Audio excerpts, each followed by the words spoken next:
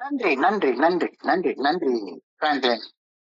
நண்பர்கள் அனைவருக்கும் என்னுடைய அன்பான பணிவான வணக்கங்கள். என் பெயர் ஜான். நான் ஒரு குடிநோயாளி. எல்லாம் வல்ல இறைவனோட அருளாலையும் தோழமையில் இணைந்து செயல்படுவதால் நான் பெற்றுக்கொள்ளக்கூடிய அனுபவம் நம்பிக்கையாலையும் இன்னைக்கு ஒரே ஒரு நாள் நான் குடிக்கல, தெளிவா மன நிறைவா அமைதியா வாழ என்னாலான எல்லா முயற்சிகளையும் செய்து கொண்டிருக்கின்றேன். நண்பர் பிராங்க்லின் குறிப்பிட்டது போல கோயம்புத்தூர் ஒருங்கிணைப்பு குழு மனசாட்சியின் தீர்மானத்தின் அடிப்படையில 24 மணித்துளிகள் ஒரு நாள் அப்படின்ற புத்தகத்துல இருந்து ஒவ்வொரு நாளும் ஒரு பக்கமாக எடுத்து வாசித்து விளக்கம் பார்த்து கலந்தாய்வு செய்து இந்த இரவு ஆன்லைன் மீட்டிங்கை நடத்தி கொண்டிருக்கின்றோம். இதன் தொடர்ச்சியாக இன்னைக்கு நாம அடைந்திருக்கிற பக்கம் மே மாதம் 28ஆம் நாள்.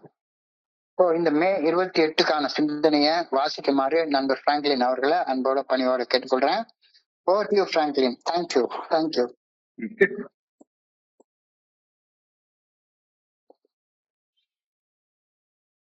நண்பர்களே, 24 மணித்துளிகள் ஒரு நாள். நாள் சிந்தனை மே 28. தோழமையின் இன்றைய சிந்தனை. குடிநோயாளியாகிய நாம் குடிநோயால் பாதிக்கப்பட்ட அனுபவங்களை பெற்றவர்கள். மேலும் குடிநோயின் பாதிப்புகளில் இருந்து மீண்டு வந்த அனுபவமும் தெம்பும் நம்பிக்கையும் நமக்கு உண்டு. இந்த காரணத்தால் நம் சக குடிநோயாளிகளுக்கு பணி செய்யும் தனி சிறப்பு நம்மிடம் உள்ளது. இந்த உண்மையை தோழமையில் இணைந்து செயல்படுத்த ஆரம்பித்த பின்னர் நாம் அறிய வந்தோம். நாம் அனுபவித்த கஷ்டங்களை அனுபவிக்காதவர்களால் நம்மை போல கஷ்டப்படும் குடிநோயாளிகளுக்கு திறம்பட பணி செய்ய இயலாது. சராசரி மனிதர்களால் செய்ய முடியாத அந்த பணியை நம்மால் தனிப்பட்ட முறையில் சிறப்பாக செய்ய முடியும். இந்த தகுதி நம்மை பயனுள்ள வகையில் வாழும் தனித்துவம் பெற்ற மனிதர்களாக ஆக்குகிறது. தோழமையில் இணைந்து செயல்படும் நண்பர்கள் மாபெரும் தனித்துவம் வாய்ந்த ஒரு தோழமை குழுமத்தை சார்ந்தவர்கள். ஏனெனில் நாம் தங்களது மாபெரும் தோல்வியின் அனுபவங்களை பிறருக்கு உதவும் ஒரு கருவியாக மாற்றிக்கொண்டுள்ளோம். ஒரே வகையான அனுபவங்களை கடந்து வந்தமையால் ஒரு குடிநோயாளி மட்டுமே தன் போன்ற மற்றொரு குடிநோயாளிக்கு பணி செய்யும் வல்லமை படைத்தவனாக ஆகிறான். நான் பிறருக்கு பணி செய்வதில் தனித்துவம் பெற்றவன் என நம்புகிறேனா? இன்றைக்கான தியானம். இறையருட் பேராற்றில் நல்ல ஒழுங்கான வழிகாட்டுதல் என்னில் இருப்பதை அறிந்துணர்ந்து அந்த நல்ல ஒழுங்கான வழிகாட்டுதலை பின்பற்றி வாழ பயிற்சி செய்ய நான் முயற்சிக்க வேண்டும். இறையருட் பேராற்றல் என்னிலும் என்னை சுற்றியும் இருப்பதை என்னால் உணர முடிகிறது. இறையருட் பேராற்றல் என்னை பாதுகாத்து எனக்கு வலிமை அளிக்கிறது. தொல்லைகள், சோதனைகள், தோல்விகள் என் வாழ்க்கையில் நிகழும் ஒவ்வொரு தருணத்திலும் இறையருட் பேராற்றலின் பிரசன்னம் என் வாழ்க்கையில் இருப்பது எனக்கு போதுமானதாக இருக்கின்றது. இறையருட் பேராற்றல் என்னில் இருப்பதை நான் உறுதியாக நம்புதல் போதுமானது. இறையருட் பேராற்றலின் நல்ல ஒழுங்கான வழிகாட்டுதலை பின்பற்றி வாழ என் பங்கில் நான் செய்யும் முயற்சி எனக்கு மிகவும் தேவைப்படுகிறது. இறையருட் பேராற்றலை எனது புறக்கண்களால் காணும் சக்தி எனக்கு இல்லை. நம்பிக்கையின் அகக்கண்களால் மட்டுமே இறையருட் பேராற்றலை என்னால் கண்டுணர முடியும். இறையருட் பேராற்றல் என்னுள் அருவமாக இருந்து என்னை இயக்குவதை என்னால் எப்பொழுதும் உணர முடியும். இன்றைக்கான பிரார்த்தனை. இறையருட் பேராற்றலின் நல்ல ஒழுங்கான வழிகாட்டுதல் எனக்குள் இருக்கிறது என்பதை உணர்ந்து அதை பின்பற்றி வாழ்வதை நான் பயிற்சி செய்ய வேண்டும் என வேண்டுகிறேன். அவ்வாறு பயிற்சி செய்வதால் நான் ஒருபோதும் தனிமையாகவும் உதவியற்றவனாகவும் உணரக்கூடாது எனவும் வேண்டுகிறேன். நன்றி. நன்றி, நன்றி, நன்றி, நன்றி, நன்றி பிராங்க்லின். நன்றி பிராங்க்லின். நண்பர்கள் அனைவருக்கும் என்னுடைய அன்பான பணிவான வணக்கங்கள். என் பெயர் ஜான். நான் ஒரு குடிநோயாளி.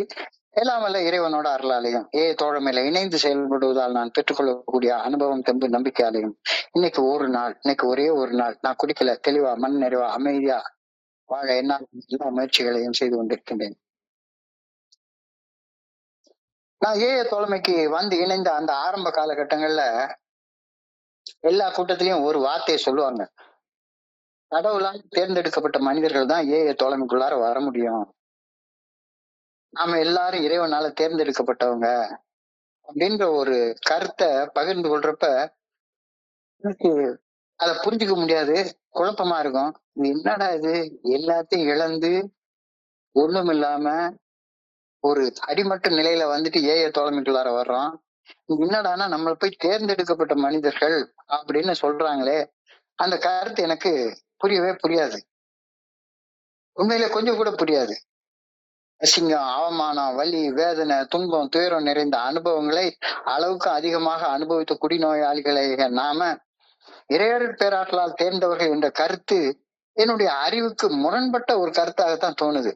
அது என்ன இது நம்ம எப்படி தேர்ந்தெடுக்கப்பட்டவங்களாக இருக்க முடியும் அப்படின்னு எனக்கு தோணுது.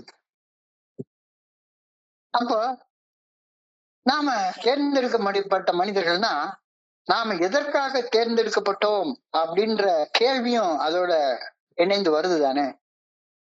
நம்மளால தேர்ந்தெடுக்கப்பட்ட மனிதர்கள் தான் தோழமையில வந்து இணையறாங்கன்னா எதுக்காக தேர்ந்தெடுத்தாரு கடவுள் நம்மள அப்படின்ற கேள்வி அதோட சேர்ந்து இயல்பாக எழுகின்றது தானே. சோ நாம நம்முடைய திறமைகள், நம்முடைய சக்திகள், ஆஸ்தி, அந்தஸ்து, கல்வி தகுதி இதை கொண்டு தேர்ந்தெடுக்கப்படுறதே கிடையாது. மாறாக குடி நோயால அடித்து நொறுக்கப்பட்டு அடிமட்ட நிலையை தொட்ட அனுபவத்தை அனுபவிச்சதாலதான் நாம் தேர்ந்தெடுக்கப்பட்டோம் அப்படின்னு தோழமை சொல்லுது. இது என்ன, அது ஒண்ணுமே புரியாத கருத்தா இருக்குது. கல்வி தகுதி வேண்டாமா, ஆஸ்தி வேண்டாம், அந்தஸ்து வேண்டாம், திறமை வேண்டாம். குடி நோயால அடிச்சு நொறுக்கப்பட்டு அடிமட்டத்தை தொட்டவர்கள் மட்டும்தான் தோழமையில இணைவதற்கு தேர்ந்தெடுக்கப்பட்டவர்கள். அந்த கருத்துல ஒரு முரண்பாடு இருக்குல்ல, ஒண்ணுமே புரியல. அப்ப கொஞ்ச நாள் தொடர்ந்து வர வர வர வர எனக்கு இந்த கருத்து மேல ஒரு ஆழமான சிந்தனை வந்தது. நம்முடைய வேதனை நிறைந்த அனுபவங்களும் அந்த வேதனைகள் பாதிப்புகள் அதுல இருந்து மீண்டு வந்த அந்த தனித்துவம் வாய்ந்த அனுபவங்களும் நம் சக மனிதர்களுக்கு பணி செய்வதற்கு நமக்கு தேவையான அளவு பணிவை கொடுக்குது. பணிவோட பணி செய்ய நம்ம தேர்ந்தெடுக்கப்பட்டிருக்கிறோம். இங்க வந்து பெரிய அந்தஸ்து அடைகிறதுக்காக நம்ம தேர்ந்தெடுக்கப்படல, பணிவோட பணி செய்வதற்காக நாம தேர்ந்தெடுக்கப்பட்டிருக்கிறோம் அப்படின்ற கருத்தை அதோட சொல்றாங்க. நம்மை பணிய வைத்ததுக்கு அப்புறம்தான் பணி செய்வதற்கு தகுதியானவர்களாகவே நம்மள கடவுள் மாத்துறாரு. பணி செய்வதற்கு தகுதியானவர்களாக மாத்தினதுக்கு அப்புறம்தான் தேர்ந்தெடுக்கவே செய்யறாரு அப்படின்ற கருத்து ரொம்ப ஆழமான கருத்து. இத மேலோட்டமா சிந்திச்சா புரியவே புரியாது, கண்டிப்பா புரியாது. எனக்கு ஆரம்ப காலகட்டங்கள்ல வந்து கொஞ்ச நாள் ஆயிருந்த நேரத்துல எனக்கு மெசேஜ் கொடுத்த நண்பர் அமெரிக்காவில ஒரு கன்வென்ஷனுக்கு போயிட்டு வந்து ஏகப்பட்ட புத்தகங்கள், ஃபேம்ப்ளெட்ஸ் எல்லாம் வாங்கிட்டு வந்தாரு. இதுல ஒரு ஃபேம்ப்ளெட் வந்து ஒய் வி ஆர் சோசன், நாம் ஏன் தேர்ந்தெடுக்கப்பட்டோம் அப்படின்னு வெறுமனே ஒரே ஒரு பக்கம் தான் இருக்கும் அந்த ஃபேம்ப்ளெட். அந்த ஃபேம்ப்ளெட்ல வந்து ஃபர்ஸ்ட் வரிய படிக்கிறப்பயே ரொம்ப ஒரு குழப்பமான ஒரு கருத்து. ஆனா அதை தெளிவா சொல்லியிருந்தாங்க. God, in His own wisdom, has selected a group of people to be purveyors of His goodness, selecting them through whom to bring about His phenomenon. He went not to the proud, not to the mighty, not to the famous, not to the intellect. He wants the sick, the unfortunate. He wants the drunkard, the so-called weak person of the world. என்னடா எழுதியிருக்காங்க, இதுக்கு என்ன அர்த்தம் ஒண்ணுமே புரியல. இறைவன், தமிழ்ல சொல்றேன், இறையருட் பேராற்றல் தன்னுடைய ஞானத்துல தனது நன்மைகளை படைப்பு அனைத்திற்கும் எடுத்து செல்லக்கூடிய தூதுவர்களாக, கருவிகளாக சில மனிதர்களை தேர்வு செய்தது. அந்த தேர்வை இறைவன் செய்யறப்ப ஆணவமும் அதிகாரமும் ஆற்றலும் மிக்க மனிதர்களை தனது பணி செய்வதற்காக இறைவன் தேர்வு செய்யவில்லை. மாறாக நோய்வாய்ப்பட்டு துரதிருஷ்டசாலி, அபாக்கியவான் அப்படின்னு கருதப்பட்ட வலுவிழந்த ஒரு குடிநோயாளிக்கு அந்த பணியை செய்யக்கூடிய தகுதியை வழங்குறதாக கடவுள் தீர்மானித்தார் அப்படின்னு அந்த பேம்ப்ளெட்ல வரி எழுதியிருக்காங்க. கொஞ்சம் ஆழமா சிந்திக்கிறப்ப ஒரு குடிநோயாளியின் வலுவிழந்த கரங்களில் மனிதர்களால் மதிக்க கூட முடியாத ஒரு வல்லமை வழங்கப்பட்டிருக்கிறது. நமக்கு கொடுக்கப்பட்ட வல்லமைய மதிப்பிட கூட நமக்கு தெரியாது. அவ்வளவு பெரிய வல்லமைய நமக்கு ஆண்டவர் கொடுத்திருக்கிறாரு. ஒரு வலுவற்ற குடிநோயாளியுடைய கரங்கள்ல மனிதர்களால கூட மதிப்பிட கூட முடியாத, எஸ்டிமேட் கூட பண்ண முடியாது எவ்வளவு வல்லமைன்றத அந்த வல்லமை ஆண்டவன் கொடுத்திருக்காரு அப்படின்னு அந்த பேம்ப்ளெட்ல எழுதியிருக்காங்க. பெரிய பெரிய ஆச்சாரியார்களுக்கும், மத குருமார்களுக்கும், விஞ்ஞானிகளுக்கும், மருத்துவர்களுக்கும், இந்த சமூக சேவை செய்யறதுக்கும், உலகத்துல பெரிய பிரசிடென்சி அவங்களுக்கெல்லாம் வழங்கப்படாத ஒரு வல்லமை சாதாரண குடிநோயாளி ஆகிய எனக்கு இறையருட் பேராற்றலால் வழங்கப்பட்டுள்ளது. இந்த ஆற்றலை, இந்த சக்திய ஒரு குடிநோயாளி தன்னலம் தன்மனைப்பின்றி பயன்படுத்தியாக வேண்டும். மறுபடியும் நான் தான் பெரிய உலகத்திலேயே எனக்கு ஆற்றல் மிக்க ஒரு மனுஷன் அப்படின்னு நான் நினைச்சுக்கிட்டு என்னுடைய சுய லாபங்களுக்காக இந்த ஆற்றலை வச்சு நான் கொஞ்சம் துட்டு பாத்துக்கலாம் அப்படின்னு நான் பயன்படுத்தினேன் அப்படின்னு சொன்னா அது தப்பா போயிடும். அது தப்பா போயிடும்.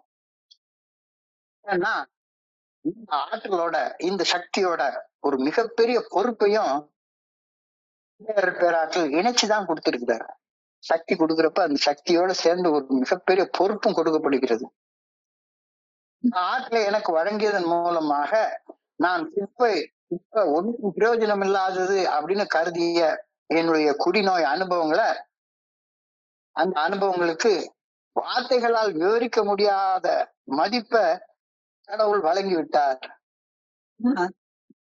நான் பண்ண கூத்து, அசிங்கம், அவமானம், வலி, வேதனை, துன்பம், துயரம், இதுக்கெல்லாம் என்ன மதிப்பு இருக்க முடியும்? ஒரு மதிப்பும் கிடையாது, இருக்க முடியாது. அதெல்லாம் குப்பையான அனுபவங்கள், நாத்தம் பிடிச்சிற அனுபவங்கள். இந்த நாத்தம் பிடிச்ச அனுபவங்களுக்கு விவரிக்க முடியாத வல்லமைய கடவுள் எப்ப கொடுக்கிறாரு? அந்த அனுபவங்களை அடுத்தவனுடைய உயிரை காப்பாத்துறதுக்கு நான் பயன்படுத்தும் போது இந்த அனுபவங்களுடைய மதிப்பு தெரிய வருது. ஏய தோழமையில இணைகிற வரைக்கும் எனக்கு இந்த அனுபவங்கள் எல்லாம் அவமான அனுபவங்களாக, அசிங்கமான அனுபவங்களாகத்தான் தெரிஞ்சிட்டு இருந்தது. ஏய தோழமையில இணைஞ்சதுக்கு அப்புறம்தான் இந்த அவமான, அசிங்கமான அனுபவங்கள் செத்து கொண்டிருக்கக்கூடிய ஒரு குடிநோயாளிக்கு உயிர் கொடுக்கக்கூடிய மருந்தாக மாறுது அப்படின்ற கருத்து வர்றப்ப, ஓஹோ, எனக்கு இப்படிப்பட்ட அசிங்கமான, அவமானமான, வலி, வேதனை நிறைந்த, துன்ப துயரம் நிறைந்த அனுபவத்தை கொடுத்து அந்த அனுபவத்தின் மூலமாக என் பக்கத்துல செத்துக்கிட்டு இருக்கிற ஒரு சாதாரண மனுஷனை காப்பாற்றக்கூடிய வல்லமையையும் ஆண்டவன் எனக்கு கொடுத்திருக்கான் அப்படின்ற கருத்தை எனக்கு புரிஞ்சு கொள்ள முடியுது. நான் அனுபவிச்ச வலி, வேதனை, அசிங்கம், அவமானம், துன்பம், துயரம், இது எல்லாத்துக்கும் ஒரு மதிப்பை ஆண்டவன் கொடுத்திருக்கான் அப்படின்றது எனக்கு புரியுது. நான் அசிங்கப்பட்டதற்கு, அவமானப்பட்டதற்கு, விரும்பத்தகாத அனுபவங்களை அனுபவிச்சதுக்கு இன்னொருத்தருடைய உயிரை காக்கக்கூடிய வல்லமை உள்ளது அப்படின்ற கருத்தை புரிஞ்சு கொள்றப்பயே தலை லேசா நிமிருது. ஆஹா, நான் என்னுடைய கடந்த கால வாழ்க்கைக்கு எந்த வகையான அர்த்தமும் இல்லைன்னு நினைச்சிட்டு இருந்தேன். இவ்வளவு பெரிய அர்த்தம் இருக்கா, இவ்வளவு பெரிய வேல்யூ இருக்கா, இவ்வளவு பெரிய மதிப்பு இருக்கா அப்படின்றத புரிஞ்சு கொள்றப்ப ஆச்சரியமா இருக்குது. ரொம்ப ஆச்சரியமா இருக்குது. ரொம்ப ஆச்சரியமா. Empowerment through weakness. Empowerment through weakness. பலகீனத்தின் மூலமாக பெறக்கூடிய வல்லமை, பலகீனத்தின் மூலமாக பெறக்கூடிய பலம். ஹியூமிலிட்டி, பணிவு அப்படின்றது ஒரு பலகீனமாக வெளியே தோற்றுந்துருது. ரொம்ப பணிவோட உள்ள மனுஷன்னா அது அவனுக்கு பலமே இல்லாத மனுஷன், எல்லாத்துக்குள்ளாரையும் அவன் பாட்டுக்கு கையை கட்டிட்டு நிக்கிறக்கூடிய மனுஷனை தான் நான் பணிவுள்ள மனுஷன் அப்படின்னு நினைச்சிட்டு இருந்தேன். ஆனா இந்த பணிவின் மூலமாக கிடைக்கக்கூடிய ஆற்றல், வல்லமை, நல்ல ஒழுங்கான வழிகாட்டுதலுக்கு பணிந்து செயல்படக்கூடிய பணிவு, இது உலக சட்டங்களுக்கு கீழ்ப்படுகிற ஒபீடியன்ஸ், கீழ்ப்படிதல் இல்ல. நானே மனம் மனசாட்சி உறுத்தக்கூடிய செயல்களை செய்யாமலும், மனசாட்சி சரின்னு சொல்லக்கூடிய செயல்களை செய்தும் செயல்படக்கூடிய பணிவை அடையிற நேரத்துல எனக்கு இந்த பலம் கொடுக்கப்படுகிறது. என்னுடைய பலகீனம் எல்லாம் என்னுடைய பலமாக மாற்றப்படுகிறது. இதோட சேர்ந்து பெரிய ரெஸ்பான்சிபிலிட்டி இருக்குது. பெரிய ரெஸ்பான்சிபிலிட்டி இருக்குது. இன்னைக்கும் நான் சாதாரண குடிநோயாளி தான். எந்த சக்தியும் இல்லாத சாதாரண குடிநோயாளி தான். ஆனால் நான் பணிவோட, பொறுப்போட செயல்படுற நேரத்துல என்னுடைய அனுபவங்களை வச்சு செத்துக்கிட்டு இருக்கிற ஒரு மனுஷனை காப்பாற்றக்கூடிய ஆற்றல் எனக்கு இருக்குது. இதைத்தான் இன்னைக்கு சிந்தனையோட முதல் வரியாக எழுதியிருக்காங்க. In the Fellowship of Alcoholics Anonymous, we learn that since we are alcoholics, we can be uniquely useful people. We can be uniquely useful people. இதான் இன்னைக்கு சிந்தனையுடைய முதல் வரி. நம் சக மனிதர்களுக்கு பணி செய்யும் ஆற்றலை பெற்றதில் ஒரு குடிநோயாளி தனித்துவம் வாய்ந்த மனிதனாக திகழ முடியும் அப்படின்ற உண்மைய ஏஏ தோழமையில தான் நாம தெரிஞ்சுக்க வர்றோம். மேலெழுந்த வாரியாக வாசிக்கும் போது இந்த வரி கூட ஒரு ஆணவ தீய மறுபடியும் நம்மளுக்குள்ளார கொழுந்து விட்டு எரிய செய்யலாம். எனக்கு பெரிய திறமை இருக்கு, நான் சர்வீஸ் பண்றதுக்காக ஆண்டவனால தேர்ந்தெடுக்கப்பட்டவன்டா, ஆண்டவனால தேர்ந்தெடுக்கப்பட்டவன். சர்வீஸ் பண்றதுக்கு ஒரு ட்ரீட்மெண்ட் சென்டர் ஆரம்பிச்சு இதை வச்சு சர்வீஸ் பண்ணி நானும் சம்பாதிச்சுப்பேன், அடுத்தவனையும் குணப்படுத்திப்பேன். பொறுப்பற்ற சிந்தனை. நம் சக மனிதர்களுக்கு பணி செய்யும் ஆற்றலை பெற்றதில் ஒரு குடிநோயாளி தனித்துவம் வாய்ந்த மனிதனாக திகழ முடியும் என்ற உண்மையை நான் தெரிஞ்சுக்கிறேன். ஆனா தெரிஞ்சுக்கிட்டதுக்கு அப்புறமாக எனக்கு அந்த சக்தி இருக்கு. அப்ப அந்த சக்தி, அந்த ஆற்றல் இருக்குன்றது உண்மை. ஆனா அந்த சக்தி, அந்த ஆற்றலை பொறுப்பற்ற வகையில பயன்படுத்தி ஆணவமாக செயல்பட்டா அழிவு மறுபடியும் எனக்கு தான். ஆனால் ஆழமாக சிந்தித்து பார்க்கும்போது இது என்ன சொல்லுது? நான் பட்ட அசிங்கத்துக்கும் நான் பட்ட அவமானத்துக்கும் ஒரு அர்த்தம் இருக்குது, ஒரு அர்த்தத்தை கொடுத்துருக்கு. என் வாழ்க்கை அர்த்தம் இல்லாத வாழ்க்கையா போயிடல. நான் பட்ட அசிங்கம் அவமானம் இதுக்கெல்லாம் ஒரு அர்த்தம் இருக்கு. எங்க அம்மா செத்து போய் கிடந்தப்ப நான் இன்னொரு இடத்துல போன மாதிரி படுத்து கிடந்த அந்த அனுபவம் எனக்கு அது நினைச்சாலே அப்படியே ஒரு மாதிரி அவமானமா இருக்கும். இப்படிப்பட்ட மனுஷனாவ நம்ம வாழ்ந்திருக்கோம் அப்படின்னு. ஆனா அத இன்னொரு நண்பன்கிட்ட பகிர்ந்து கொள்ற நேரத்துல அந்த நண்பர் தன்னை என்ன அடையாளம் கண்டு, சார் நான் கூட எங்க அப்பா செத்து போனப்ப இப்படிதான் சார் இருந்தேன் அப்படின்னு தன்னுடைய குற்ற உணர்ச்சியிலிருந்து விடுபடுவதற்கு என்னுடைய அனுபவம் பயன்படுவதை நினைக்கும் போது, ஓஹோ, இன்னொரு மனுஷன் படுற கஷ்டத்துல இருந்து அவனை காப்பாத்துறதுக்காக ஆண்டவன் அன்னைக்கு உனக்கு அந்த அனுபவத்தை கொடுத்திருக்கிறாரு அப்படின்ற கருத்து எனக்கு புரியுது. நான் பட்ட அசிங்கத்துக்கும் நான் பட்ட அவமானத்துக்கும் ஒரு அர்த்தம் உண்டாயிருது. அசிங்கமும் அவமானமும் ஏற்படுத்திய செயல்களை இன்னும் நான் செய்துகிட்டு இருந்தா இந்த வல்லமை எனக்கு கிடைக்காது. நான் ஆற்றலுள்ள மனிதன் தான், உண்மைதான். ஆனால் இன்னமும் அசிங்கமா அவமானமும் படக்கூடிய செயல்ல உட்கார்ந்து ராத்திரி லைட் அணைச்சிட்டு நான் செஞ்சுக்கிட்டே இருந்தேன்னா எனக்கு அந்த ஆற்றல் எப்படி கிடைக்கும்? சோ ஆற்றலுக்கு நான் சொந்தம் கொண்டாட முடியவே முடியாது. ஆற்றலுக்கு நான் சொந்தம் கொண்டாடணும்னா எனக்கு அசிங்கத்தையும் அவமானத்தையும் ஏற்படுத்திய செயல்களை செய்யறத விட்டு வெளியே வரணும்.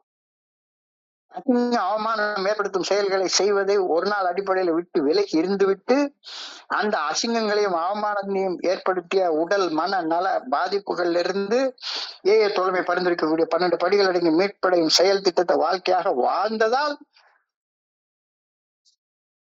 12வது படிநிலையை அடைஞ்சதுக்கு அப்புறம் தான் எனக்கு அந்த ஆற்றல் வழங்கப்படுகிறது. சும்மாலாம் அந்த ஆற்றல் கிடைச்சிடாது. why we are chosen அப்படின்ற அந்த கேள்விக்கான பதில் இங்க அழகாக தெளிவாக தெரிகிறபடி சொல்லியிருக்காங்க.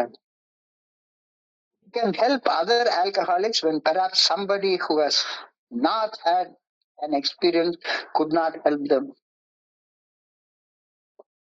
We can help other alcoholics when perhaps somebody who has not had the experience could not help them.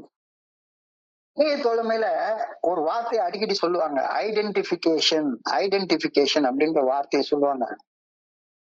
தோழமையில எனக்கு ஐடென்டிபிகேஷன் கிடைக்குது, அடையாளம் காண்தல் அப்படின்ற ஒரு வார்த்தையை அடிக்கடி பயன்படுத்துவாங்க. என்னுடைய அவமான அசிங்கமான அனுபவங்களை நான் பகிரும் போது அந்த பகிர்வுல என்னுடைய சக மனிதர் தன்னையே அச்சு அசலாக அடையாளம் காண்பார். நான் என்னுடைய ஸ்பான்சர் பகிரும்போது அதை தெரிஞ்சுக்கிட்டேன். என்னுடைய ஆதரவாளரை என்கிட்ட ஷேர் பண்றப்ப, என்னடா இது, நான் பண்ண மாதிரியே பல வேலைகளை இவர் பண்ணியிருக்கிறாரு. ஆனா என்ன போலவே கஷ்டப்பட்டேன், அசிங்கப்பட்டேன், அவமானப்பட்டேன், வலி வேதனையை அனுபவிச்சேன் அப்படின்னு பகிர்ந்து கொள்ற இந்த நண்பர் இன்னைக்கு தலை நிமிர்ந்து வாழ்றாரு. தலை நிமிர்ந்து சக மனிதர்களுக்கு பணி செய்தும் வாழும் பொறுப்புள்ள வாழ்க்கை வாழ்றாரு. அப்ப அவர் வாழ முடியும்னா என்னாலையும் வாழ முடியும் அப்படின்ற நம்பிக்கை எனக்கு வருது. இதுதான் ஏஎல் உள்ள பெரிய ஒரு மிரக்கல். இதுதான் ஐடென்டிபிகேஷன் அப்படின்னு நம்ம சொல்றோம். ஐடென்டிபிகேஷன் என்றால் அடையாளம் காதல் அப்படின்ற ஒரு வார்த்தையை ஏஎல் அடிக்கடி பயன்படுத்துறோம். என்னுடைய ஸ்பான்சர் பகிரும்போது அவர் என்ன மாதிரி இருந்தாரோ அதே மாதிரி நிலைமையில நான் நிறைய இடங்கள்ல இருந்திருக்கேன். கஷ்டப்பட்டேன், அசிங்கப்பட்டேன், அவமானப்பட்டேன், வலி வேதனை அனுபவிச்சேன் அப்படின்னு அவர் பகிர்ந்து கொள்றப்ப நானும் அதே அனுபவிச்சேன். ஆனா என்ன வித்தியாசம், நான் இன்னும் அதே அசிங்கம் அவமானம் வேற வேதனையை அனுபவிச்சுட்டே இருக்கேன். ஆனா அவர் தலை நிமிர்ந்து சக மனிதர்களுக்கு பணி செய்யும் ஒரு பொறுப்புள்ள மனிதராக வாழ்றாரு. அப்ப அவர் என்ன செஞ்சாரு, தலை நிமிர்ந்து வாழ்றதுக்கு அவர் என்ன செஞ்சாரு அப்படின்றத நான் தெரிஞ்சு கொள்றப்ப என்னாலே அதே மாதிரி வாழ முடியும் அப்படின்ற நம்பிக்கை எனக்கு வந்துச்சு. என்னுடைய ஆதரவாளர் பயணித்த பாதையில அவர் கூட கை கோர்த்து நானும் பயணிக்க ஆரம்பிச்சதுக்கு அப்புறமாக நானும் அவரை போல தனித்துவம் வாய்ந்த வகையில பணி செய்து பயனுள்ள வாழ்க்கை வாழ ஆரம்பிக்க முடிஞ்சது. இன்னைக்கு சிந்தனையுடைய மைய கரு. I started living uniquely useful. தனித்துவம் வாய்ந்த வகையில நான் யூஸ்ஃபுல்லாக வாழ ஆரம்பிக்கிறேன். என்னுடைய ஸ்பான்சர், என்னுடைய குருஜி இவங்கெல்லாம் அனுபவ பகிர்வுகளை அனிமையின் மௌனத்துல அமர்ந்து அவங்க பகிர்றத நான் கேட்ட போது உண்மையிலே ஆடி அசந்துட்டேன், அதிர்ந்து போயிட்டேன். நான் என்னுடைய ஸ்பான்சரை பார்த்தா இவ்வளவு பெருசா ஜம்முன்னு இருக்காரு, இவ்வளவு மோசமான தோல்விகளை இவர் சந்திச்சிருக்காரா, இவ்வளவு அவமானங்களை சந்திச்சிருக்காரா, இவ்வளவு ஆழமான வலி வேதனைகளை இவர் சந்திச்சிருக்காரா, இந்த மனநோய்க்கு இவ்வளவு சக்தி இருக்கா, இவ்வளவு கீழே கொண்டு போயிருக்கு அப்படின்னு ஸ்தம்பிச்சு நின்ன. இவ்வளவு தோல்விய, இவ்வளவு வலிய வேதனைய துன்பத்தை துயரத்தை அனுபவிச்ச அவங்களுடைய அந்த அனுபவங்களால இன்னைக்கு அந்த கஷ்டங்களை எல்லாம் எளிமையாக கடந்து வந்து அதே அனுபவத்தை ஒரு சக்தி வாய்ந்த ஆயுதமாக, கருவியாக, சக மனிதர்களுக்கு வரவிருக்கும் சாவை தடுக்கக்கூடிய மருந்தாக அவங்க மாற்றி வச்சிருக்கிறது என்னால பார்க்க முடியுது. இல்லாட்டி போல நான் செத்து போயிருப்பேனே. இப்ப என்னுடைய சாவை தடுக்கக்கூடிய மருந்தாக அவங்களுடைய அனுபவம் அமையுதுன்னா அவங்க பட்ட அந்த அவமானத்துக்கு அசிங்கத்துக்கு ஒரு அர்த்தம் உண்டாயிருது. ஓஹோ, இன்னொருத்தருடைய உயிரை காப்பாத்துறதுக்காக தான் ஆண்டவன் எனக்கு இந்த அவமானத்தையும் அசிங்கத்தையும் கொடுத்திருக்கிறாரு, நான் அனுபவித்த அவமானத்தையும் அசிங்கத்தையும் ஒரு அர்த்தம் இருக்குது. இது எவ்வளவு பெரிய சிந்தனையாக இன்னைக்கு கொடுத்திருக்காங்க பாருங்க, எவ்வளவு பெரிய சிந்தனையாக. The fellows of the Fellowship of Alcoholics Anonymous are a unique group of people because they have taken their own defeat, their own failure and their own sickness as a means of helping others. தங்களுடைய தோல்வி, தங்களுடைய வலி, வேதனை, அவமானம், அசிங்கம் எல்லாத்தையுமே சக மனிதர்களுக்கு வரவிருக்கும் சாவை தடுக்கக்கூடிய மருந்தாக, கருவியாக அவங்க மாத்தி வச்சிருக்காங்க. அப்படின்னா இப்ப நீ எப்படி இருக்க யோசிச்சு பாத்துக்கோ. ஒரு பாட்டு ஒண்ணு, தோல்வி நிலையென நினைத்தால் மனிதன் வாழ்வை நினைக்கலாமா, வாழ்வை சுமையென நினைத்து தாயின் கனவை மிதிக்கலாமா. தோல்வி நிலையென நினைத்தால், தோற்று போனதுதான் பெர்மனன்ட், மாறாது, தோல்விதான் அப்படின்னு ஒரு மனுஷன் நினைச்சிட்டான்னா அதனால நல்லா வாழவே முடியாது அப்படின்னு நினைச்சிட்டான்னா நல்லா வாழவே முடியாது.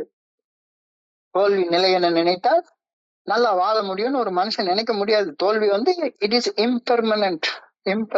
பெர்மனன்ட் கிடையாது. தோல்வி நிலையானது கிடையாது. தோல்வி, துன்பம், துயரம், வலி, வேதனை எல்லாமே தற்காலிகமானவை, இம்பெர்மனன்ட், நிலையற்றவை. நிலையற்றவைகளை நிலையானவை என்று நினைத்தால் மனிதன் வாழ்றதை பத்தி நினைக்கவே முடியாது. அதான் அந்த பாட்டுடைய வரி. அப்ப தோல்விதான் நிலையானதுன்னு நினைச்சிட்டான்னா, தன்னுடைய அம்மா எவ்வளவு பெரிய கனவோட தன்னை பெற்றெடுத்திருப்பா, எனக்கு பிறந்த புள்ள நல்ல நிமிர்ந்து வாழும் அப்படின்ற அந்த அம்மாவுடைய கனவை காலில் போட்டு மிதிக்கலாமா? ஆண்டவர் என்னைய பறிச்ச கனவை மிதிக்கலாமா? என்னுடைய தோல்விகள், என்னுடைய துன்பங்கள், துயரங்கள், என்னுடைய வலி வேதனைகள் என்னுடைய வாழ்க்கையில என்னுடைய செயல்களால விளைந்தவை தானே. யாருமே எனக்கு அதை கொடுக்கல. நான் தான் உருவாக்கிக்கிட்டேன். என்னுடைய தோல்விய, துன்பத்தை, துயரத்தை, வலிய, வேதனைய நான் தான் உருவாக்கி கொண்டேன். அப்ப எந்த ஒரு என்னுடைய ஒரு தவறான செயல் எனக்கு துன்பத்தை, துயரத்தை, வலிய, வேதனைக்கு உருவாக்கிச்சுதோ அந்த செயல் செய்யறத நான் நிறுத்திட்டா துன்பம் போயிடும் தானே. இந்த செயலையே திரும்ப திரும்ப திரும்ப செஞ்சதையே செஞ்சுக்கிட்டே இருந்தா விளையிறதா விளைஞ்சுக்கிட்டே இருக்கும். வினைய விதைச்சா தென்னை முளைக்கும், வினைய விதைச்சா வினைதான் முளைக்கும். சோ எனக்கு வலி ஏற்படுத்திய, அவமானம் ஏற்படுத்திய என்னுடைய செயல்களால விளைந்தவை. அப்ப என்னுடைய எந்த எந்த செயல்கள் எனக்கு துன்பத்தை, துயரத்தை, வலிய, வேதனை, அவமானத்தை, அசிங்கத்தை உருவாக்குச்சுதோ அந்த செயல்கள் செய்யறதை நிறுத்திட்டா துன்பம் வர்றது நின்னு போயிடும். நின்னு போறது மட்டும் இல்ல, என்னுடைய அனுபவங்களுக்கு ஒரு மிகப்பெரிய வேல்யூ கிடைச்சிடும். இல்லாட்டி போனா அந்த அனுபவங்கள் குப்பை அனுபவங்களாவே இருந்துட்டு போயிடும். துன்பம் போனதுக்கு அப்புறமாக எந்த ஒரு செயல் செஞ்சா அமைதி, நிம்மதி, நிறைவு, ஆனந்தம், மகிழ்ச்சி வருமோ அந்த செயல் செஞ்சா வாழ்க்கை இனிமையாக மாறும். இதுதான் வாழ்க்கை அப்படின்னு வாழ்ந்து பார்த்த என்னுடைய ஆதரவாளர், என்னுடைய குருஜி, நான் என்னுடைய துன்ப துயரத்தை ஆனந்தமா, மகிழ்ச்சியா, நிம்மதியா, நிறைவா மாத்திக்கிறதுக்கு இதை செஞ்சேன் அப்படின்னு சொல்லி சொன்னா அதை நான் நம்பணும். ஏன்னா அவங்களை கண்ணால பாக்கணும். தலை நிமிர்ந்து வாழ்றாங்க. அவங்க பட்ட அவமானத்தை நான் கண்ண பாக்கல. ஆனா அவங்க தலை நிமிர்ந்து வாழ்றது இப்ப நான் கண்ணால பாக்குறேன். நான் இப்ப அனுபவிக்காம இருக்கிற வாழ்க்கை எனக்கு பிடிக்கிற இந்த வாழ்க்கைய ஏற்கனவே வாழ்ந்து மோசமான, அசிங்கமான, அவமான நிலைய வாழ்ந்த ஒரு மனுஷன் ஏன் நல்லதுக்காக என்ன கூப்பிட்டு என்ன உட்கார வச்சு தன்னுடைய அனுபவத்தை பகிர்ந்து கொண்டிருக்கிறாரு. அதை நம்ப மாட்டேன். போய் அங்கிட்டு இன்னமும் நான் ராத்திரி உட்காந்து லைட் ஆஃப் பண்ணிட்டு போன் பிக்சர் தான் பார்ப்பேன் அப்படின்னு அடம் பிடிச்சிட்டு உட்கார்ந்து இருந்தேன் அப்படின்னு சொன்னா இன்னும் யாரு காப்பாத்துறது? நான் ஞானமுள்ள மனுஷனாக இருந்தா காது கொடுத்து கேட்டு அவர் என்ன சொல்ல வர்றாரு அப்படிங்கிற உண்மைய சிந்திச்சு பார்த்து என்ன நான் மாத்திக்கணும். Those who have gone through the same things like me are the ones who can best help the others. நான் எந்த ஒரு அசிங்கமான நிலையில இன்னைக்கு வாழ்ந்துட்டு இருக்கிறேனோ அத கொஞ்ச காலத்துக்கு முன்னால அதே வலி வேதனையை அனுபவிச்ச ஒருத்தர் அவருடைய அனுபவத்தை சொல்றப்ப அதை காது கொடுத்து கேட்டு அவர் எனக்காகத்தான் அதை சொல்றாரு அப்படின்றத புரிஞ்சுக்கிட்டு என்ன நான் மாத்திக்கிறதுக்கு நான் முயற்சி பண்ணணும். இதான் இன்னைக்கு கேள்வியா கேக்குறாங்க. Do I believe that I can be uniquely useful? தனித்தன்மை வாய்ந்த விதத்தில் நானும் என் சக மனிதர்களுக்கு பயனுள்ள ஒரு வாழ்க்கைய வாழ்ந்து பணி செய்ய முடியுமா அப்படின்னு நம்புறேனா? Do I believe that I can be uniquely useful? தனித்தன்மை வாய்ந்த வகையில நானும் என் சக மனிதர்களுக்கு பயனுள்ள வகையில வாழ்ந்து பணி செய்ய முடியும்னு நம்புறேனா? இல்ல இன்னும் நம்பிக்கைலாம் வரல. என்னால வெறுமன வாயால கதை மட்டும்தான் பேச முடியும், பயனுள்ள வகையில எல்லாம் வாழ முடியாது அப்படின்னு தோணுச்சுதானா, என்னாலெல்லாம் பணி செய்து கிடக்க முடியாதுன்னு தோணுச்சுதானா இன்னைக்கு தியானத்துக்கு கடந்து போ. இன்னைக்கு தியானத்துக்கு கடந்து போ.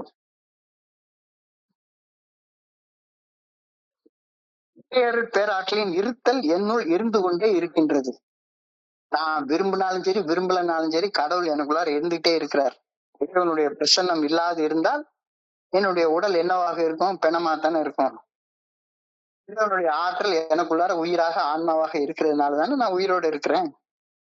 இல்லாட்டி போனா நான் குணமாத்தான் இருக்கேன். இறையறற் பேராற்றலின் இருத்தல் என்னுள் இருந்து கொண்டே இருக்கின்றது. இறையறற் பேராற்றலது பிரசன்னம் இல்லாது இருக்குமானால் என்னுடைய உடல் பிணமாக உணர்வு இல்லாம கிடக்கும். குணத்துக்கு என்ன உணர்வு இருக்கும்? ஒண்ணுமே இருக்காது. இந்த உண்மையை நான் வாழும் ஒவ்வொரு கணமும் அங்கீகரிப்பதன் மூலமாக இறையறற் பேராற்றலின் நல்ல ஒழுங்கான வழிகாட்டுதல் என் மனசாட்சியின் மூலம் கேட்க கற்பதன் மூலம் இறையறற் பேராற்றலின் பிரசன்னத்தை பற்றிய தொடர்ச்சியான விழிப்புணர்வோட நான் வாழ ஆரம்பிக்கிறேன். எவ்வளவு சிம்பிளா அழகா ஈஸியா சொல்றாங்க. நான் செத்து போயிட்டா என்ன நடக்கும்? ஊரெல்லாம் குடி ஒலிக்க ஓலமிட்டு பெயர் நினைக்கு பிணம் என்று பெயரிட்டு சூரியன் காட்டிடை கொண்டு போய் சுட்டிட்டு நீரில் மூழ்கி நினைப்பு ஒழிந்தனரே. ஒண்ணுத்துக்கு பிரயோஜனப்படாது இந்த பணம். ஒரு பொண்ணா கூட கிலோ 1000 ரூபாய்க்கு வித்துடலாம். என்ன விற்க கூட முடியாது. ஆடி போயிடும் கொஞ்ச நேரத்துல. இறையறற் பேராற்றலின் பிரசன்னம் இல்லாது இருந்திருந்தால் என்னுடைய உடல் பிணமாக உயிரற்று கிடக்கும், உணர்வற்று கிடக்கும். இந்த உண்மைய நான் வாழ்ற ஒவ்வொரு கணமும் அங்கீகரிப்பதன் மூலமாக கடவுள் எனக்குள்ளார இருக்கிறாரு, அவர் எனக்குள்ளார இருந்து என்னை வழி நடத்திட்டு இருக்கிறாரு அப்படின்னு தொடர்ச்சியான விழிப்புணர்வோடு நான் வாழ்ந்தேன்னா நான் சில செயல்களை செய்ய மாட்டேன். Try to practice the presence of God. இதான் இன்னைக்கு தியானத்தோடைய முதல் வரி. Try to practice the presence of God. Presence அப்படின்னா இருத்தல். இறைவன் ஏற்கனவே எனக்குள்ளார இருக்கிறார். என்ன செய்யணும் என்ன செய்யக்கூடாதுன்றதுக்கான நல்ல ஒழுங்கான வழிகாட்டுதலை எனக்கு கொடுத்துட்டே இருக்கிறார். Acknowledge the presence of God within you. Acknowledge. அதை நீ அங்கீகரித்து ஏற்றுக்கொள். கடவுள் இல்லைன்னா நான் செத்த பணம்ன்றது மட்டும் எளிமையான உண்மை, ரொம்ப எளிமையான உண்மை. That acknowledgement means trying to practice his good orderly direction in all affairs of our life. கடவுள் எனக்குள்ளார இருக்கிறார்ன்றதை அங்கீகரிச்சுட்டா அவருடைய நல்ல ஒழுங்கான வழிகாட்டுதலை என்னுடைய வாழ்க்கையோட எல்லா அம்சங்களிலும் கடைபிடிச்சு வாழணும்ன்றது எனக்கு புரிய ஆரம்பிச்சிரும். எனக்கு புரியவே புரியாது. நான் எதுக்காக படைக்கப்பட்டேன்னு எனக்கு தெரியாது. அடுத்தவனை சாகடிக்கிறதுக்காக தான் நான் படைக்கப்பட்டேனா? அடுத்தவனுக்கு பணி செய்யறதுக்காக நான் படைக்கப்படவே இல்லையா? புரியுது. இறையறற் பேராற்றல் சர்வ வல்லமை மிக்கது, சர்வத்திலும் வியாபித்திருக்கிறது, சர்வத்தையும் அறிந்திருக்கிறது. omnipotent, omnipresent, omniscient. சர்வ வல்லமை மிக்கது, சர்வத்திலும் வியாபித்திருப்பது, சர்வ வியாபி, சர்வத்தையும் அறிந்திருப்பது, omniscient. இறையற்றாற்றல் என்னுள் எல்லாமுமாக இருந்து என்னை வல்லமை மிக்க மனிதனாக இயக்கி கொண்டிருக்கின்றது. ஆனா எனக்கு புரியல. என்னுடைய சாதாரண புலன் இச்சைகளால 5 புலன்களுடைய இச்சைகளால மட்டும்தான் நான் என்ன புரிஞ்சுக்கிறேனே ஒழிஞ்சு அந்த 5 புலன்கள் மற்றும் 6வது புலனாகிய மனம் இதையும் கடந்து எனக்குள்ளார அருவமாக ஒரு ஆற்றல் இருந்து என்னை இயக்கி கொண்டிருக்கிறது அப்படின்றத யோசிக்கிறதே கிடையாது. கடவுள் என்னுடைய ஒவ்வொரு சிந்தனையையும் அறிந்தவராக இருக்கிறார். God is with me and near me, protecting and strengthening me always. எல்லா நேரத்திலையும் என்னை விட்டு அவர் விலகி போறதே இல்லை. அதுக்கு என்ன சாட்சி? நான் உயிரோட இருக்கேன். Never leaves me even for a moment. God never forsakes me even for a moment. என்னை விட்டு விலகி போறதே கிடையாது. நான் மறந்தாலும் அவர் என்னுடைய இதயத்தை துடிக்க வைக்கிறது அவர் மறக்கிறதே கிடையாது. என்ன குழியில குப்புற தள்ளுறது என்னுடைய மனசுதான். அவர் என்ன குப்புற தள்ளுறதே கிடையாது. அவர் என்ன நல்ல வழி காட்டிட்டே இருக்கிறாரு. எனக்கு எவ்வளவு தொல்லை வந்தாலும் சரி, எவ்வளவு மோசமான சோதனைகள் வந்தாலும் சரி, எவ்வளவு வலி வேதனையை நான் சந்திக்க நேர்ந்தாலும் சரி, எவ்வளவு அசிங்கமாக நான் தோத்து போய் நின்னாலும் சரி, இறையறற் பேராற்றல் என்னுள் அருவமாக இருக்கும் அந்த இருத்தல், அந்த அருள், அது எனக்கு போதுமானது. இது எனக்கு போதுமானது.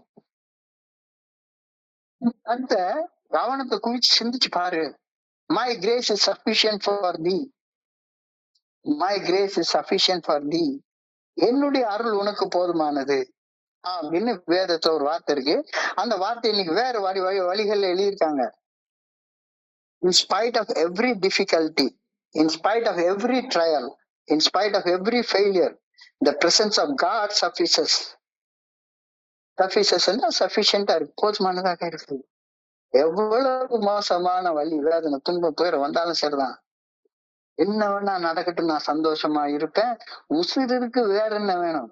உசிர் இருக்கு, உசிராக கடவுள் இருக்கிறார். Just know that truth.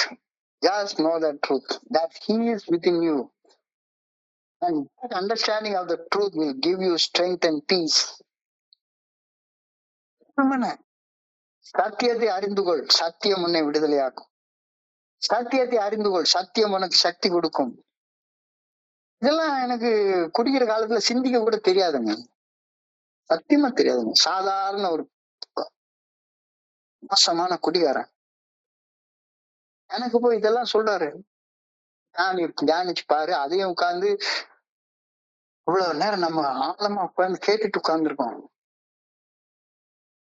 In spite of every difficulty, எனக்கு எவ்வளவு தொல்லை வந்தாலும், இன்ஸ்பைட் ஆஃப் எவ்ரி ட்ரையல், எனக்கு எவ்வளவு மோசமான சோதனை வந்தாலும் சரி, எவ்வளவு மோசமான தோல்விகளை நான் சந்திக்க நேர்ந்தாலும் சரி, எவ்வளவு அசிங்கமாக நான் தோத்து நின்னாலும் சரி, எனக்குள்ளார அருவமாக இருக்கும் அந்த சக்தியின் இருத்தல், அந்த அருள், அது எனக்கு போதுமானது, போதுமானது. சத்தியத்தை அறிந்து கொள், சத்தியம் உன்னை விடுதலையாக்கும். இறைவருள் பேராற்றல் எனக்குள்ளார இல்லை என்றால் ஒண்ணுமே கிடையாது. அதே நேரத்துல இறைவருள் பேராற்றல் எனக்குள்ளார இருக்கிறது அப்படின்ற அந்த உண்மையை அறிந்து கொண்டால் அது போதுமானது. அழகா ஒரு பாட்டு எழுதுறாரு. என்னிலே இருந்த ஒன்றை யான் அறிந்தது இல்லையே, என்னிலே இருந்த ஒன்றை யான் அறிந்தது இல்லையே, என்னிலே இருந்த ஒன்றை யார் உணர்த்த வல்லரோ. என்கிட்ட இருக்கிற ஒண்ணு இருக்குன்னு யாராச்சும் ஒருத்த சொல்லியா எனக்கு தெரிய முடியும்? என்னிலே இருந்த ஒன்றை யார் உணர்த்த வல்லரோ, என்னிலே இருந்த ஒன்றை யான் உணர்ந்து கொண்ட பின், என்னிலே இருந்திருந்து யான் உணர்ந்து கொண்டேன். இது ஒண்ணு பாரு, கடவுளுடைய பிரசன்ஸ மட்டும் நீ புரிஞ்சுக்கோ, அது ஒண்ணு உனக்கு போதுமானது. உன்னுடைய எல்லா அசிங்கத்தையும் அடுத்தவனுக்கு உதவி செய்யக்கூடிய வரமாக உன்னால மாத்தி கொள்ள முடியும். எவ்வளவு அசிங்கத்தை அனுபவிச்சிருந்தாலும் சரிதான், எவ்வளவு கீழே போயிருந்தாலும் சரிதான். Trusting that God is within you. No one can see God with his eyes. யாராச்சும் கடவுளை கண்ணால பார்க்க முடியுமா? கண்ணால பார்த்து கடவுள் இப்படித்தான் இருப்பாரு அப்படின்னு ஒரு படத்தை வரைஞ்சு ஒருத்தன் காட்டினான்னா இத வேண்டாம்.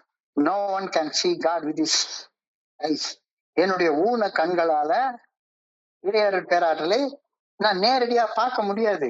ஆனால் என்னுடைய அகக்கண்களால அவருடைய ஆற்றலை உணர முடியும். அதுதான் இங்க உணர்ந்து பாரு. என்னிலே இருந்திருந்து யான் உணர்ந்து கொண்டனே. I can feel God's spirit is always within me. ஒரு நேரம் கூட என்னை விட்டு விலகிறது இல்லை அப்படின்னு தியானத்துல கொஞ்ச நேரம் நம்ம இந்த இப்ப மேக்சிமம் போனா இந்த தியானத்தை நம்ம ஒரு 10 நிமிஷம் பாக்குறோம், 10 நிமிஷம் பாக்குறோம். I can feel God's spirit is always within me.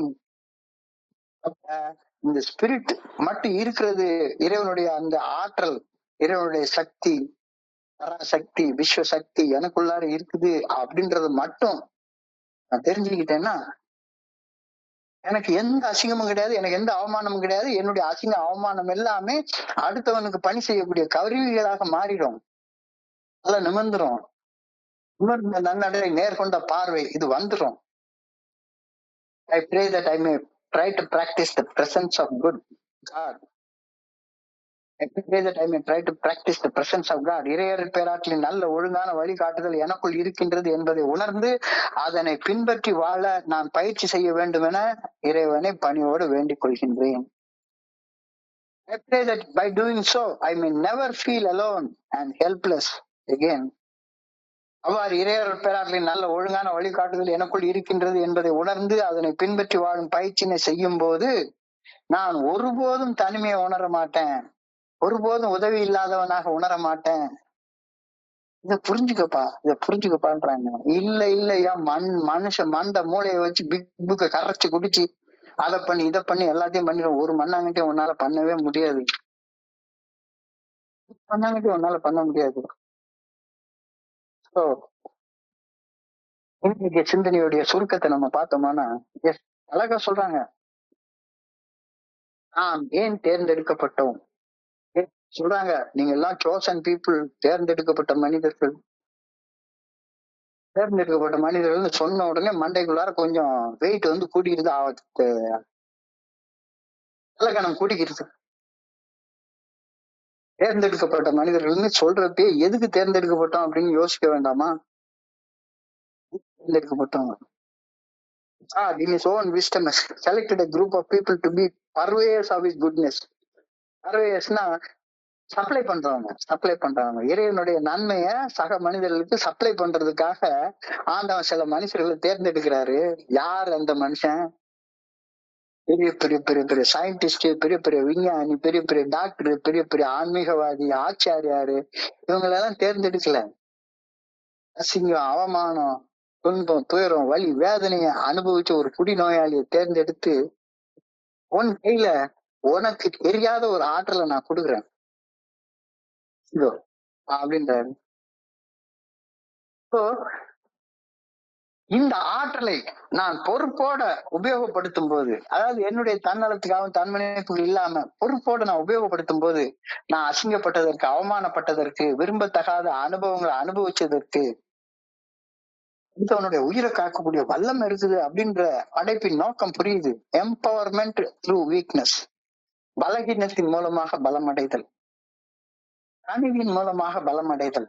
பணி உள்ள மனுஷன மாதிரி நாங்கான மனுஷன் யாருமே இருக்க முடியாது. Responsible person.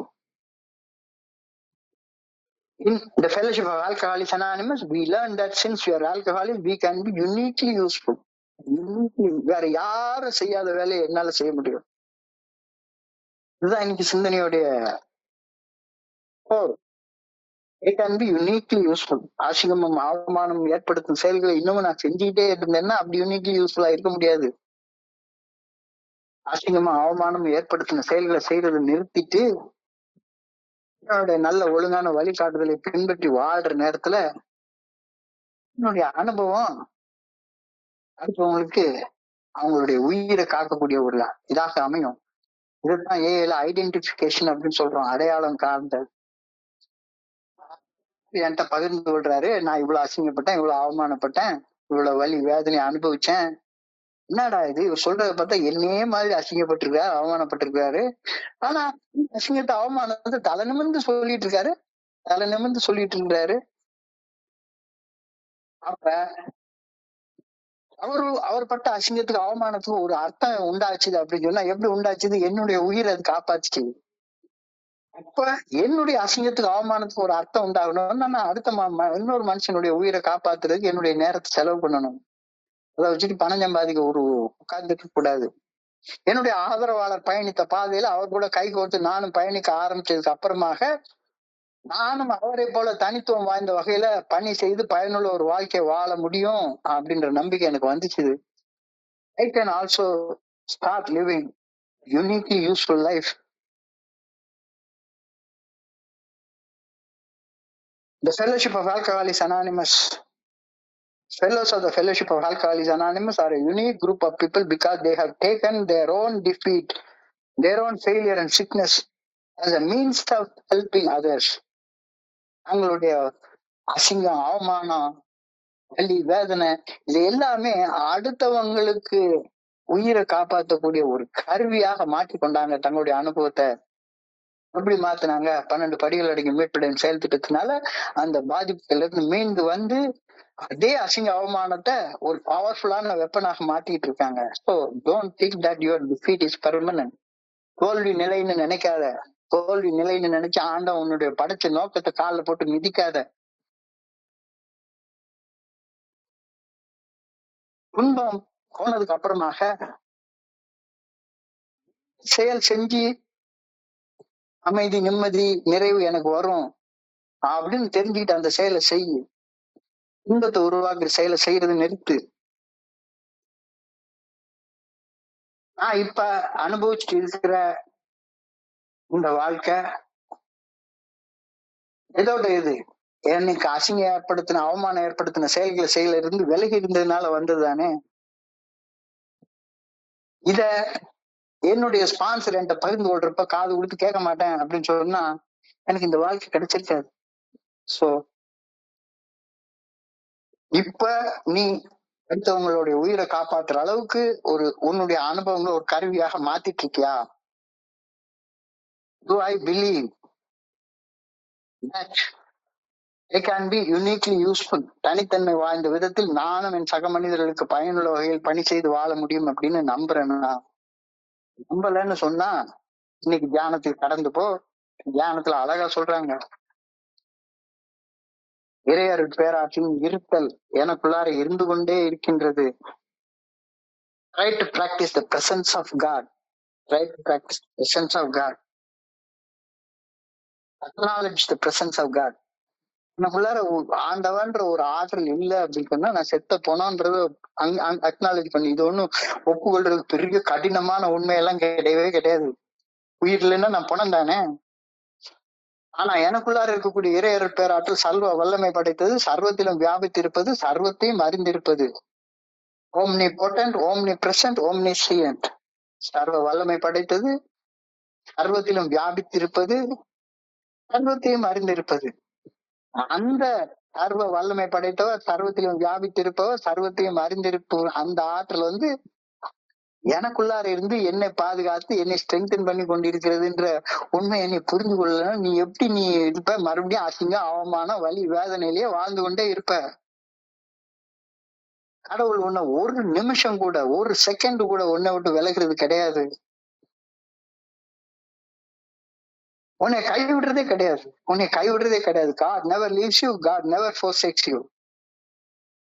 எனக்கு எவ்வளவு தொல்லை வந்தாலும் சரி, எவ்வளவு மோசமான சோதனை வந்தாலும் சரி, எவ்வளவு பெரிய தோல்விகளை நான் சந்திக்க நேர்ந்தாலும் சரி, எவ்வளவு அசிங்கங்கள் சந்திச்சு தோத்து நின்னாலும் சரி, இறையருட் பேராற்றல் எனக்குள்ளார அருவமாக இருக்கிறது அப்படின்ற புரிதல் இருந்தா போதும். வேற ஒண்ணுமே வேண்டாம். My grace is sufficient for thee.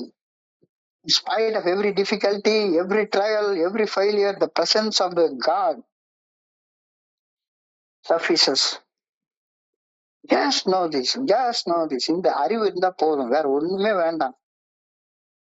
குவிச்சத சிந்தி எந்த நேரத்திலயும் நான் உயிரோடு இருக்கேன்ல, உண்மையை உணர்ந்து கொள். Know the truth and truth shall set you free அப்படின்னு சொல்லி ஒரு வார்த்தை இருக்குது. சத்தியத்தை அறிந்து கொள், சத்தியம் உன்னை விடுதலை ஆக்கும். சத்தியத்தை அறிந்து கொள், சத்தியம் உனக்கு சக்தி கொடுக்கும். செயல் அடிமைத்தனத்திலிருந்து உன்னை விடுவிக்கும். இந்த நேரத்துல மறுபடியும் திருமலருடைய பாட்டு தான் எனக்கு ஞாபகத்துக்கு வருது. என்னிலே இருந்த ஒன்றை யான் அறிந்தது இல்லையே, இருந்த ஒன்றை யார் உணர்த்த வல்லரோ, என்னிலே இருந்த ஒன்றை யான் உணர்ந்து கொண்ட பின் என்னிலே இருந்திருந்து யான் உணர்ந்து கொண்டனே. You trusting that God is within you. கடவுளை ஒரு நாளை கண்ணால பார்க்க முடியாது, ஊன கண்களால கடவுளை பார்க்கவே முடியாது. பார்த்துட்டேன்னு சொல்லி சும்மா சொல்லி சீன் போட்டுதான் அலையாத. எனக்கு அது கிடைச்சது, இது கிடைச்சது. ஆனா always feel the presence of God. Always feel the presence of God, and the presence of God is always with you. எல்லா நேரத்திலும் உனக்குள்ளார இருந்துட்டு இருக்குது. So I pray that I may try to practice the presence of God. இறையருட் பேராற்றலின் நல்ல ஒழுங்கான வழிகாட்டுதல் எனக்குள் இருக்கிறது என்பதை உணர்ந்து அந்த நல்ல ஒழுங்கான வழிகாட்டுதலை பின்பற்றி வாழ பயிற்சி செய்ய வேண்டும் என ஆண்டவா உண்மை பணியோடு வேண்டிக் கொள்கின்றேன். I pray that in doing so I may never feel alone and helpless. இறையருட் பேராற்றின் நல்ல ஒழுங்கான வழிகாட்டுதலை பின்பற்றி வாழ்வதை பயிற்சி செய்யும் போது நான் ஒருபோதும் தனிமையை உணர மாட்டேன், உதவியற்றவனாக உணர மாட்டேன் அப்படின்னு இந்த பிரேயர் எனக்கு சொல்லியிருக்காங்க. ரொம்ப ஒரு அற்புதமான சிந்தனை. இந்த சிந்தனையை சிந்திக்கிறதுக்கே நான் கொடுத்து வச்சிருக்கேன். உலகத்துல எல்லாரும் என்னென்னமோ சிந்திச்சிருக்காங்க, என்னென்னமோ பார்த்துட்டு இருக்காங்க. ஒரு இடத்துல என்னடா கிரிக்கெட் மேட்ச்னு ஒருத்தன் சந்தோஷமா இருந்துட்டு இருக்கான், இன்னொரு இடத்துல என்னடா உயிர் செத்து போகுதுன்னு ஒருத்தன் சண்டை போட்டுட்டு கிடக்குறான். இந்த நேரத்துல இவ்வளவு ஆழமான சிந்தனைய சிந்திக்க வாய்ப்பு கொடுத்த நம்ம எல்லாம் கொடுத்து வச்சவங்கன்னு நான் நினைக்கிறேன். இன்னைக்கு இந்த வாய்ப்பு கொடுத்த இந்த குழுவிற்கும், இவ்வளவு நேரம் பொறுமையாக கேட்ட ஒவ்வொரு நண்பருக்கும் என்னுடைய பணிவான நன்றிகளை தெரிவித்துக் கொள்றேன். இந்த இரவு பொழுது நண்பர்கள் அனைவருக்கும் இனிமையான இரவாக அமையணும்னு இறைவனை பணியோட வேண்டிக் கொள்கின்றேன். நன்றி நன்றி நன்றி நன்றி நன்றி நன்றி நன்றி. வாழ்க வளமுடன். Thank you so much. Thank you so much. Over to you, Franklin. Thank you.